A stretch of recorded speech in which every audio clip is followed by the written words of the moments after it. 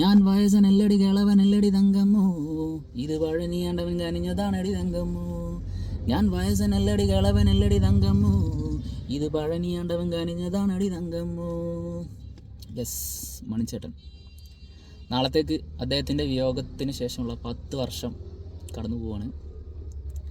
അപ്പോൾ അദ്ദേഹത്തിൻ്റെ ജീവിതം അനലൈസ് ചെയ്യുമ്പോൾ ഒരു വളരെ സിനിമാറ്റിക് ആയിട്ടുള്ളൊരു സംഗതിയായിട്ടാണ് എനിക്ക് തോന്നിയത്. ഒരു അണ്ടർഡോഗ് പൊസിഷനിൽ നിന്ന് വന്ന് സ്വന്തം പ്രയത്നം കൊണ്ടും ആ കലാരംഗത്തുള്ള അദ്ദേഹത്തിൻ്റെ ഒരു എക്സ്പ്ലോസീവ് ടാലൻറ്റ് കൊണ്ടും സ്വന്തമായിട്ടുള്ള അധ്വാനം കൊണ്ടും അദ്ദേഹം നേടിയെടുത്ത ആ ഒരു പേരും പ്രശസ്തിയും ആളുകളുടെ ഇഷ്ടവും എല്ലാം നമുക്ക് വളരെ അത്ഭുതമായിട്ടുള്ളൊരു കാര്യമാണ് തോന്നുന്നത്.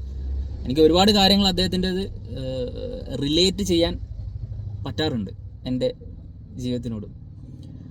അപ്പോൾ അങ്ങനെയുള്ള കാര്യങ്ങളൊക്കെ നോക്കുമ്പോൾ അദ്ദേഹം വളരെ സൂണാണ് അദ്ദേഹത്തിൻ്റെ ഒരു ഡിമൈസ്. അദ്ദേഹം നമ്മളെ വിട്ടു പോയതെന്ന് തോന്നി. അതൊരു 45 വയസ്സിലാണ് അദ്ദേഹം പോയത്. ഇനി ഒരുപാട് കഥാപാത്രങ്ങളും നല്ല പാട്ടുകളും ഓൺലൈൻ ഓഫ്ലൈൻ സ്റ്റേജ് പെർഫോമൻസുകളും എല്ലാം ബാക്കി വെച്ചിട്ടാണ് അദ്ദേഹം പോയത്.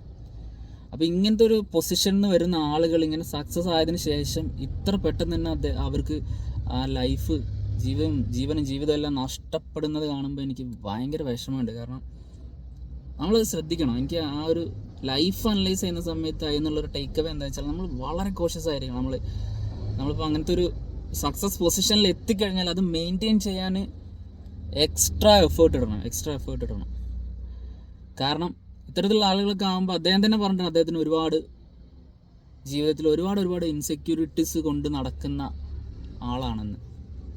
അപ്പോൾ നമുക്കത് ആ സക്സസ് പൊസിഷനിൽ നിൽക്കുമ്പോൾ തന്നെ ജീവിതം സ്ലിപ്പാവാനുള്ള ടെൻഡൻസി കൂടുതലായിരിക്കും.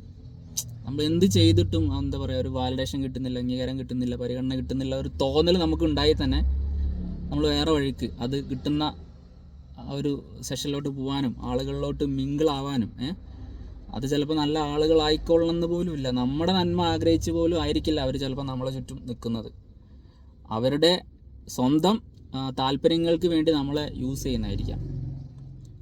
അപ്പോൾ അങ്ങനെയുള്ള കാര്യങ്ങളൊക്കെ നമ്മൾ വളരെയധികം ശ്രദ്ധിക്കണം. എസ്പെഷ്യലി അങ്ങനെ ഒരു സീറോ ബാക്ക്ഗ്രൗണ്ട് പൊസിഷനിൽ നിന്ന് വരുന്ന ആളാണെന്നുണ്ടെങ്കിൽ സത്യസന്ധമായിട്ട് പ്രവർത്തിക്കുക, വിജയം നേടിയ വിജയം സസ്റ്റെയിൻ ചെയ്യാനുള്ള എല്ലാ എഫേർട്ടും എടുക്കുക. എസ്പെഷ്യലി ഇത്തരത്തിലുള്ള അഡിക്റ്റീവ് ആവുന്ന പല സ്വഭാവ ദൂഷ്യങ്ങളിലോട്ടും പോവാതിരിക്കുക. അദ്ദേഹത്തിൻ്റെ കാര്യത്തിൽ അദ്ദേഹത്തിൻ്റെ ഫ്രണ്ട്സും ഫാമിലി മെമ്പേഴ്സ് ഒരുപാട് യൂട്യൂബ് വീഡിയോസും ആർട്ടിക്കിൾസും എല്ലാം അവൈലബിൾ ആണ്. ലൈക്ക് അദ്ദേഹം ഒരു അടുത്ത മദ്യപാനി ആയിരുന്നു എന്നുള്ള ഒരു കാര്യം, അത് ശരിക്കും ഒരു വളരെ സാഡായിട്ടുള്ള കാര്യമാണ്.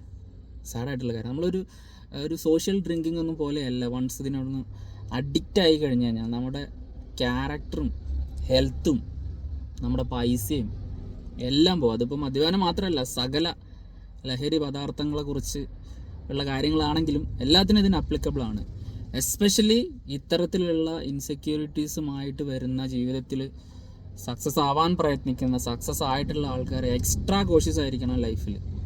ഒരിക്കലും നിങ്ങളുടെ ലൈഫ് നിങ്ങൾ ഇങ്ങനെയുള്ള പ്രവർത്തനത്തിലോട്ടും ഇങ്ങനെയുള്ള അഡിക്ഷനിലോട്ടും സ്ലിപ്പ് ഡൗൺ ആവാതെ നോക്കുക. അങ്ങനെ സ്ലിപ്പ് ഡൗൺ ആവാതെ നോക്കാൻ നമുക്ക് പറ്റിയെങ്കിൽ മാത്രമേ നമുക്ക് നല്ലൊരു ജീവിതവും നമുക്ക് നമ്മൾ ശരിക്കും എന്തിനാണ് വർക്ക് ചെയ്ത കാര്യം കൊണ്ടുണ്ടായ സക്സസ് സസ്റ്റെയിൻ ചെയ്യാനും അത് എൻജോയ് ചെയ്യാനും നമുക്ക് സാധിക്കുകയുള്ളൂ. എന്തൊക്കെയായാലും അദ്ദേഹം നമുക്ക് വേണ്ടി ചെയ്തു വെച്ച ഒരുപാട് കഥാപാത്രങ്ങളും ഒരുപാട് പാട്ടുകളും ഒരുപാട് ഓഫ്ലൈൻ സ്റ്റേജ് ലൈവ് പെർഫോമൻസുകളും ഇന്നും അവൈലബിൾ ആണ്.